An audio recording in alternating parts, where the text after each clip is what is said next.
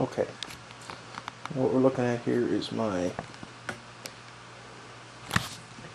SKS, my Ithaca, and my soon-to-be completed AR-15.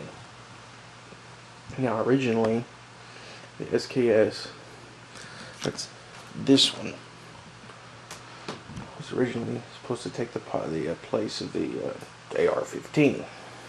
However, I've decided that I'm going to keep the SKS as an MBR,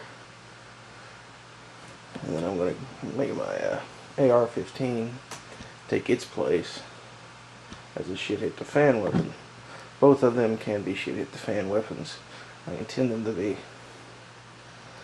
My Ithaca, that's the 45, is a genuine World War II weapon. It's made in 1943.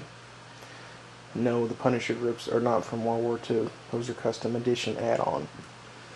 Now, on this AR, what I'm going to eventually do, well, let's see what it has right now. It's got an ergonomic grip on it.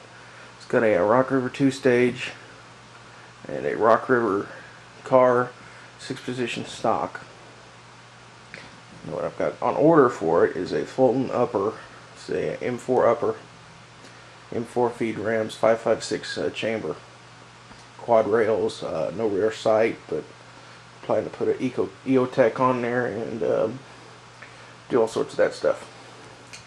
Now my SKS, I've taken a Tapco T6 stock and put it on a Norinco Chinese sporter.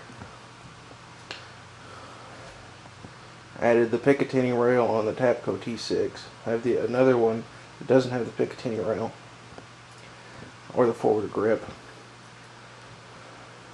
Alright.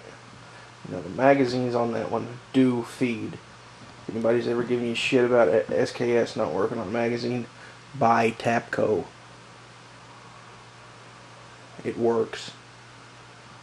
Alright. And you can see my other weapons there in the corner. Anyway, that's it for now. I'll let you all know what's going on later. Alright.